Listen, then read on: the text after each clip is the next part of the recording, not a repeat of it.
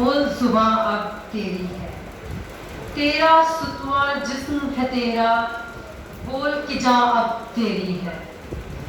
جسم و زبان کی موت سے پہلے بول کہ سچ زندہ ہے اب تک، بول جو کچھ کہنا ہے کہہ لے، بول یہ تھوڑا وقت بہت ہے۔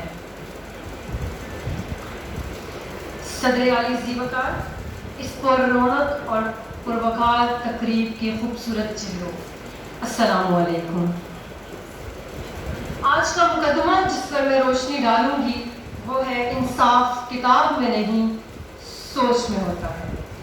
یہ ایک درخشاں حقیقت ہے کہ انصاف کے حصول کے لیے اور عدل کے پیمانے برقرار رکھنے کے لیے سوچ، فکر اور نیت اثر انداز ہوتے ہیں۔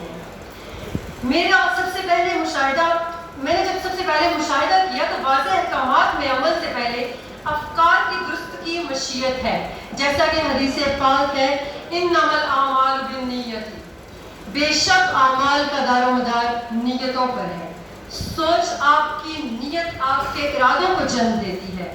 واضح ہو کہ اہل دل کو ایمان کی بصیرت اور نور قرآن سے یہ بات منکشف ہوئی ہے کہ بدون علم و عمل کے شرف سعادت حاصل نہیں ہو سکتا۔ بدون علم اور عمل اور نیت کے آدمی سب تباہ کار ہیں، بجز علم کتابیں بھی سب ذخیرہ ہلاک ہیں سوائے اخلاص والوں کے۔ اخلاص والے خطرے میں ہیں۔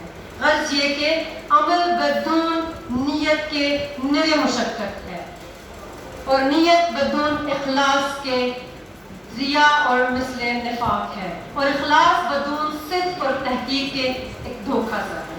ارشاد باری تعالیٰ ہے ترجمہ، اور ہم کو معلوم نہیں کہ جو شخص نیت کی حقیقت کو نہ پہچانتا ہو اس کو درست کیسے کرے گا، یا جو حقیقت اخلاص سے ناواقف ہو وہ انصاف کیسے کرے گا، اخلاص کیسے بجا لائے گا۔ جب اس اخلاص سے ناواقف ہوگا تو وہ اپنے اخلاص سے اپنے نفس کے صدق کا مطالبہ کیسے کرے گا۔ اس لیے ضروری ہے کہ جو بندہ انصاف کرنے جا رہا ہو سب سے پہلے اس کی سوچ میں انصاف کا ہونا ضروری ہے۔ صدر عالی زیوکار جاننا چاہیے سوچ، تدبر، فکر، نیت اور ارادہ مترادف الفاظ ہیں جو ایک معنی کے واسطے آتے ہیں، اور وہ دل یہ محنت ہے جو کہ علم اور عمل کے بیچ میں آتی ہے۔ علم تو سب سے پہلے آتا ہے، لیکن سب سے پہلے علم سے بھی پہلے سوچ جنم دیتی ہے، اور اسی سوچ کے موافق عمل ہوتا ہے۔ انسان اور اس کی فکر کی تشکیل تو پہلے ہوئی، کتاب بعد میں آئی۔ ہر ایک کام کے لیے اور ہر ایک حرکت کے لیے تین چیزیں بہت ضروری ہیں: سوچ، ارادہ اور قدرت۔ اسی لیے انسان جس کے بارے میں سوچتا نہیں، ارادہ نہیں کرتا، اس کو کیسے قدرت حاصل ہوگی کہ وہ کسی بھی معاملے میں کوئی بھی انصاف کر سکے۔ اس لیے ضروری ہے کہ اپنی سوچ میں انصاف کو لے کے آئیں کہ کسی بھی معاملے میں اگر کوئی بھی آپ فیصلہ کرنے جا رہے ہو تو اپنی سوچ میں انصاف کو ضرور رکھیں۔ جب نظام وسیلہ ہو، جب سوچ، فکر اور افکار ختم ہو جائے تو کتابیں عدل و انصاف کے تقاضے پورے نہیں کر سکتی۔ پھر بدی اور اچھائی کا فرق ختم ہو جاتا ہے، اچھے انصاف پسند کے افکار پر بھی قفل پڑ جاتے ہیں۔ کتابیں نظام کبھی نہیں بدل سکتی جب تک سوچ میں انصاف نہ ہو۔ جب تک انسان کی سوچ میں انصاف نہیں ہوگا وہ کبھی انصاف سے کام نہیں لے سکے گا۔ ہمارے معاشرے برائی کی طرف چلتے جائیں گے، ہمارے معاشرے ختم ہو جائیں گے جب تک ہمارے معاشروں میں ہمارے معاشرے انصاف نہیں کریں گے، نا انصافی کو ختم نہیں کریں گے، اپنی سوچ میں انصاف کو نہیں لائیں گے، تب تک ہمارے معاشرے سدھر نہیں سکتے۔ معاشرے کتنے بھی پڑھے لکھے کیوں نہ ہو، مگر عدل و انصاف کے لیے انسان کی سوچ میں انصاف کا ہونا ضروری ہے۔ معذرت کے ساتھ ہم آزاد ہیں، لیکن ہمیں بات کرنے پر، ہمیں سچ بولنے پر پابندی ہے۔